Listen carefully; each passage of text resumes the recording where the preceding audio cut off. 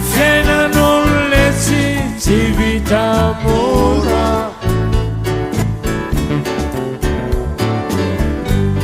raha vosolafakeo elabeny vanakora fanagadrana dimitaona anterivozina miampy fandoavana ontra valy tapitrisa ariary ny sazy azony nivre tiarson izay tale kabinetra ny ministra ny serasera teo aloha nitovy tamin'ny sazony azony ty tale kabinetra teo aloha itianko moa zany ny sazony azony ramatoa rary malala Simonette tompon'andraikitra arabaritra sy arabola sainginy azy kosa nefa miampy sazy tsy ahafahana manatanteraka asa mpanjakana afaka noho ny fisalasalana ireo olona rovosaringira tamin'ity raha ity raha toka afaka madidi kosa ny iray tamin'izy ireo manana telo andro ahafahana mangataka fandravana didy ireo voapanga tsy afapo tamin'ny didy ny voakandroany ity raha ny voalazany fitsarana radrambanjatov sy anjara janavelo fasatra dana mampanganany livre tiarson sy ireo olona efatra hafa masaringotra miaraka taminy nandritra ny fotoam-pitsarana ny tanterana teny amin'ny fitsarana adeloka behivavy androany ny fanatokadina mbola mpanjakana nivazatra voalohany ampangana azy ireo ankoatr'izay nisany nanjena azy ireo ihany koa ny osika sy ny fampiasana osika ny fanararota-pahefana ny fahazonarena ny fomba tsy ara-dalàna ary ny firaisana tsokombakomba ny fanatokadina mbola mpanjakana taorina ora maro nanatanterahana ny fakanabavany ireo voasaringotra tamin'ity raharaha ity dia vezatra telo ny voalaza fitsarana fa namonoana ny nivo ratiarson tale kabinetra ministra ny serasera teo aloha sy ny tompon'andraikitra arabaritra sy arabola teo anivon'ny ORTM ny fanatokadina mbola mpanjakana ny osika sy ny fampiasana osika ary ny fanararota-pahefana ireo ny vezatra nanamelohana azy ireo ka sazan-terivozina mandritra ny 5 taona miandry fandaovana onitra 20 tapitrisa ariary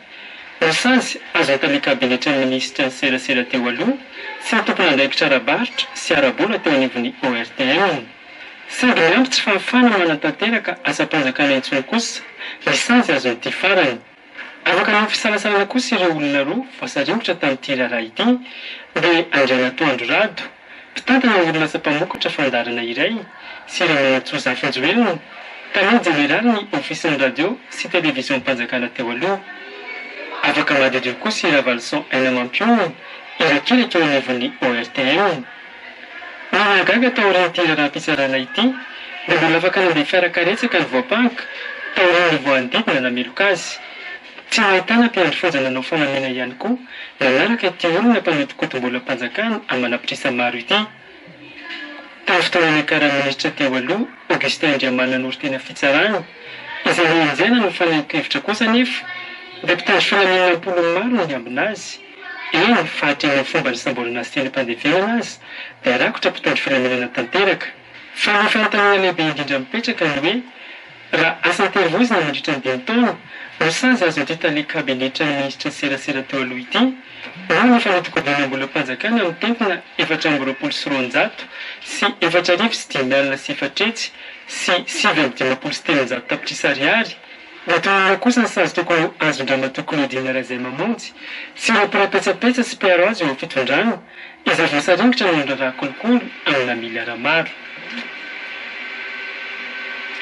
araky ny fanadihadinana rahantsika teo moa zany dia tena nanany sarotra ny mpanao gazety tokoa ny fanatanterana ny asany noho ny fihetsika anseanty tale kabinetra ny ministra ny serasera teo aloha ity taoriny fivoahan'ny nameloka azy moa anatanteraka izay asan-terivozana mandritra ny 5 taona izay ny antony dia fanodikodonam-bola mpanjakana sy fanararota-pahefana ary ihany koa fampiasana osika nisy ny fanimban'ity tale kabinetra ny ministera ny serasera teo aloha ity moa zany ny fitaovam-piasan'ny mpanao gazety tonga nanany vaovao teny an-toerana ny lazary ny ametraka fitoriana ny mpanao gazety voakasiky ity raharaha teny amin'ny fitsarana ity fanadihadina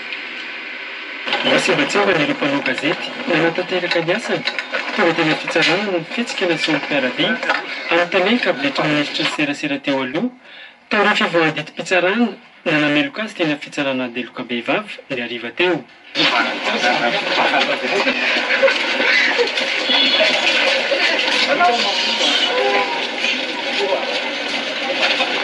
araka ny andiny 2020 ao amin'ny lalana fiserasera nefa dia voalaza fa voaheloka ireo herisetra rehetra ataon'ny olon-tsotra na manam-pahefana na ireo mpitandro filaminana amin'ireo mpanao gazety na ny fitaovana ampiasain'ireo mpanao gazety eo ny fanatanterahana ny asany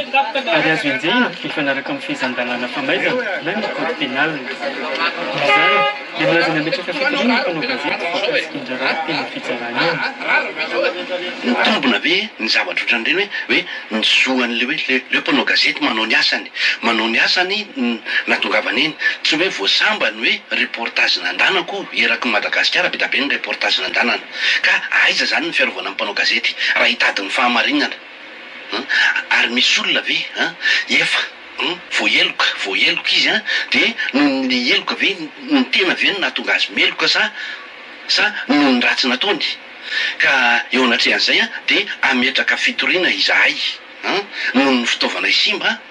tsy afaka miasa zay amin'ilay izy ary koa mba hitsinjovana reo namana mpanao gazety namana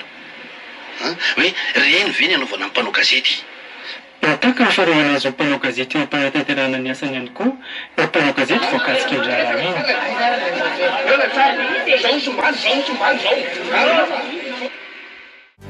Ny fiainan'olona tsy vita mora